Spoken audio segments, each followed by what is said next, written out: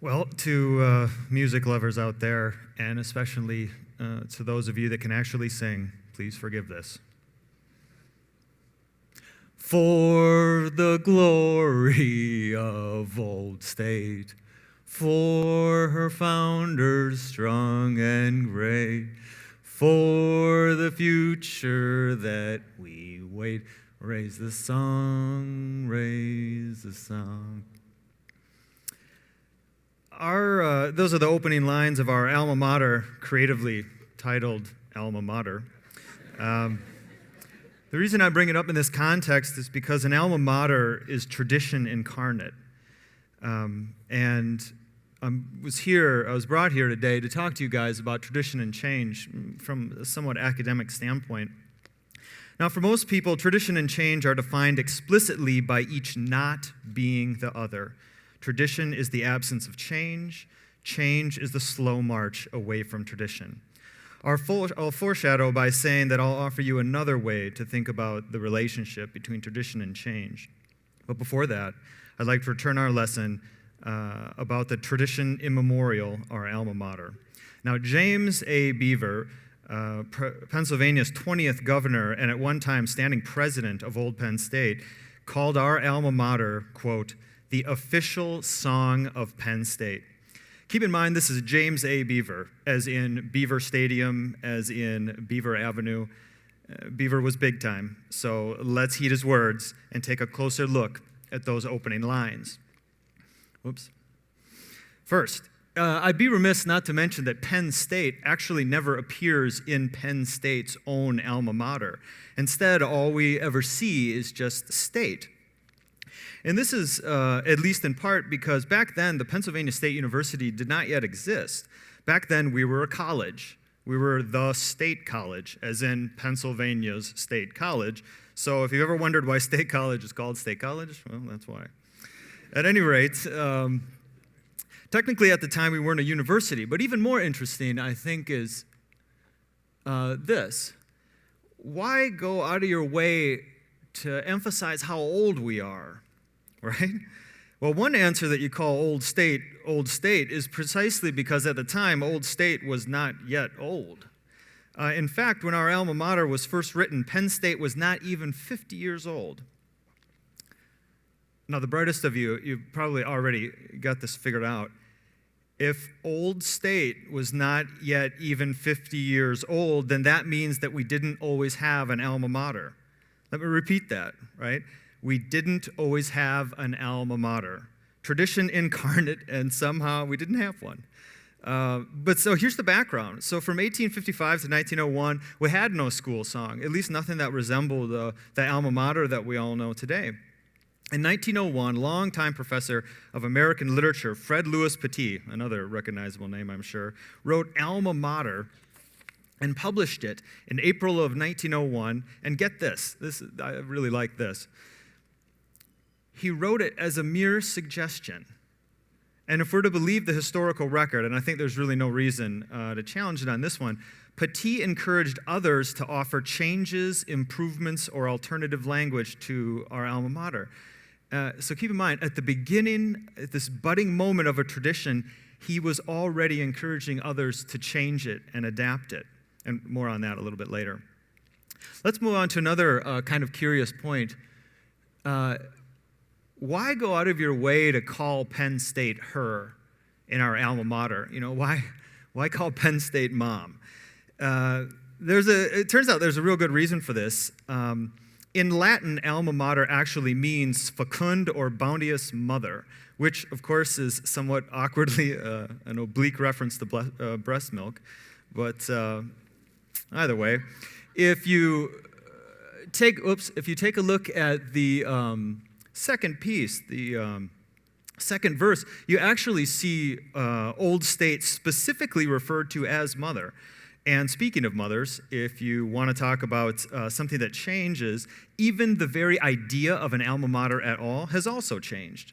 So alma mater, which, as you recall, is Latin for bounteous mother, gets translated in the 17th century to mean somebody or something that provides nourishment. In fact, in another one of the verses, you'll see nourishment even mentioned in there.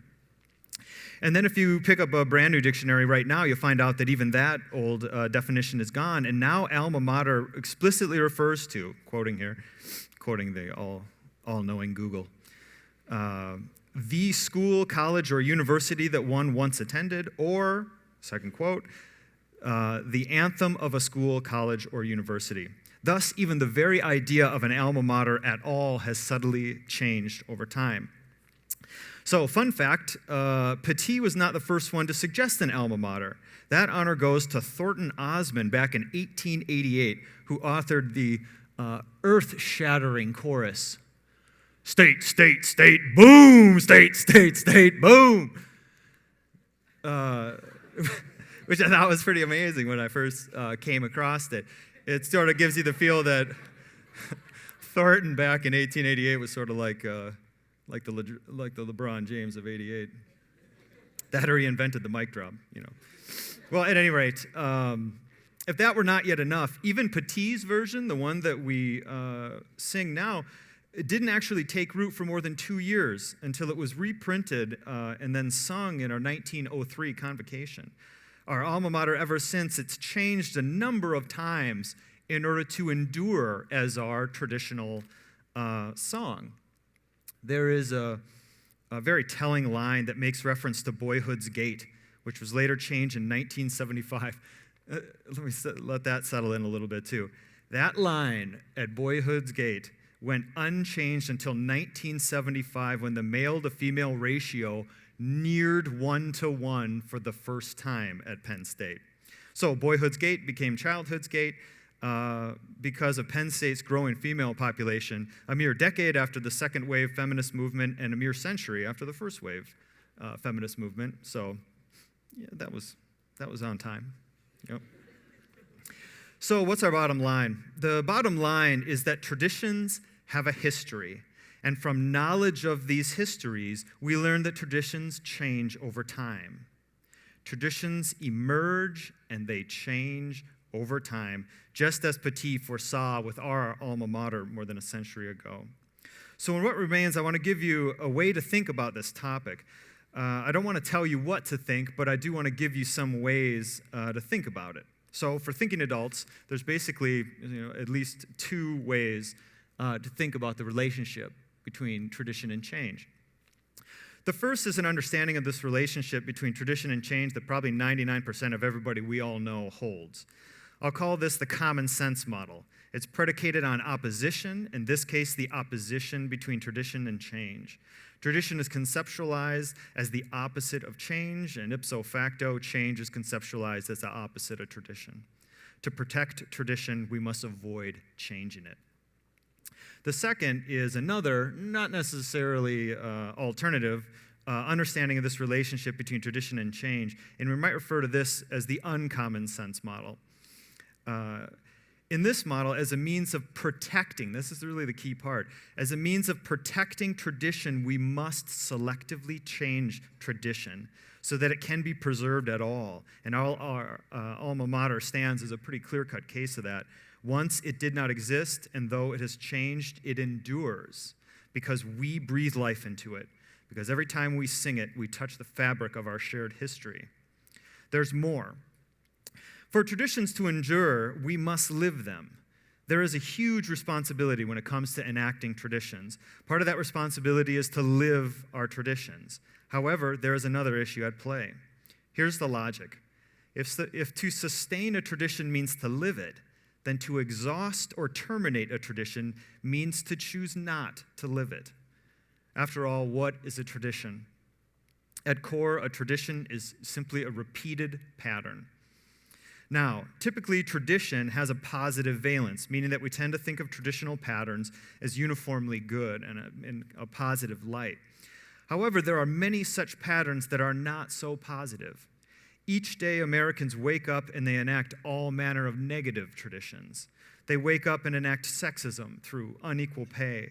They enact racism through discriminatory ideation. And it doesn't stop there. It includes all those familiarisms that haunt our country like a specter that refuses to die. If you don't want to live in a world with divisive politics that mindlessly pits one side against the other, then don't live it. Don't enact it.